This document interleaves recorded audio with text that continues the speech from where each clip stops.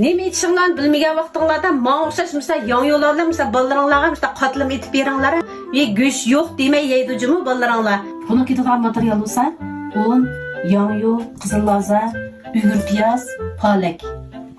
Ketadigan material mushu. Kedekkina sumay quyib etamiz, ozroq tuz, ilma suda qiyma yo'g'raymiz. Ozroq tuz sevib olamiz. Ozroqla may quyib olamiz, bekchiq qo'ymaymiz. Ilma suda qiymani bo'sharoq yo'g'irib olamiz. Mana xemirimizni yo'g'irib bo'ldik. Endi buni bilan tindirish qilib qo'yib, tayyorlig'imizni qilaylik. Mananga ozroq tuz solamiz. Ma yong'yoni qirg'an vaqtida, ma yong'yoni jumaymiz. Odat sayqorsak juyatdik, lekin manda qiymalikqa mani jumayla, işte bir aralashtirib qo'ysak o'zining suyi chiqadi. Ondan keyin suyi chiqqandan keyin buni siqib, buni yog'i qolgan saylarni aralashtiramiz. 7-8 minut qo'ysak bo'ladi.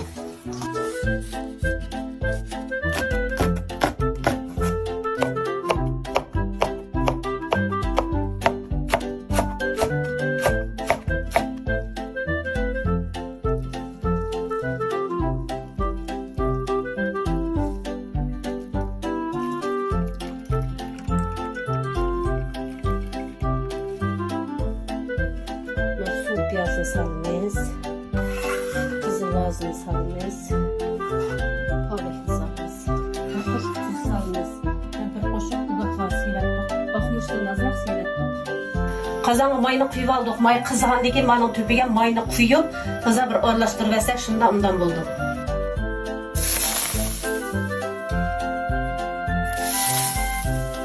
Anıga mayını men asay koyduğun saplıkımızda 1,5 kuydum.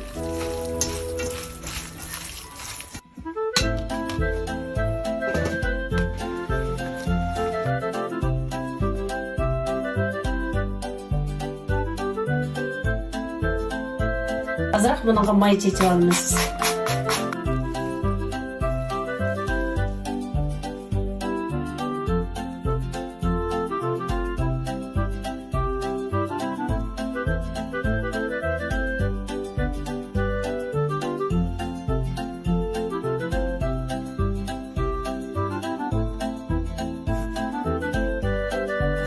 Bunu kesib aldık. Kesib endi may qiziganda mayga salamiz. Seyilip tazı peserek otta sağağıca albekayını pişirip elip, ondan keyin azroq su quyib etib 2 minut dumlab qo'ysak bo'ldi.